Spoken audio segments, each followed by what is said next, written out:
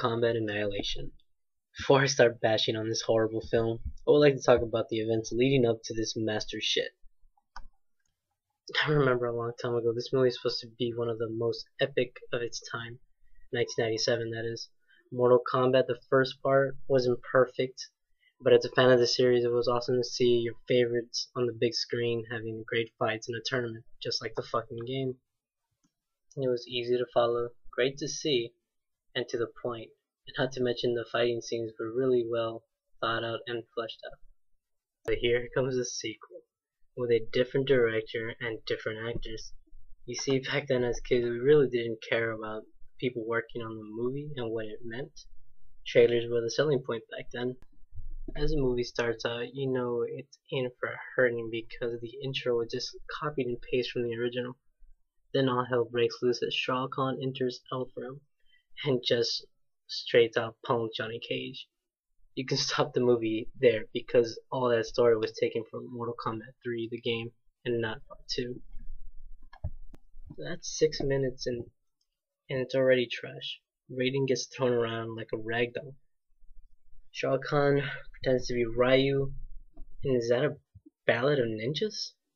One of the biggest problems with Mortal Kombat is that it tries too hard to be like Power Rangers, and if you don't see that, then there's something wrong with your eyes. I already want to stop this review. That's how bad this movie is. So let's start off with the pros and get it over with. And that might be one or two things, like the music is fast paced, of heavy metal and tech. It really fits the movie, as bad as it may be. Let's see, what else? Oh, I know. The opening credits, since it's the same as the first. The cons. Everything else. Sure, we can go into details of the fact that most of these events don't even happen until later on in the MK storyline, or lore, whichever you prefer. But for good reasons, let's just stick to the major points. Bad costume design, bad set designs, bad acting, crap story, and slow, awful fight scenes with some major flaws make this an incredible, stupid movie to endure. Take a look at this scene, for example. They proclaim that they're going to travel through the Earth's core to move around to location to location at incredible speeds, which is fun, but through the Earth core is not. They would have turned into ashes as the temperature of the core is at that of the sun's surface, which is close to 5,430 degrees Celsius. What a bunch of shit. Then there's the story, which is an overdone mess that combines both part 2 and 3 together, with a bunch of new characters that don't even have time to develop at all, as most of them die as soon as they appear.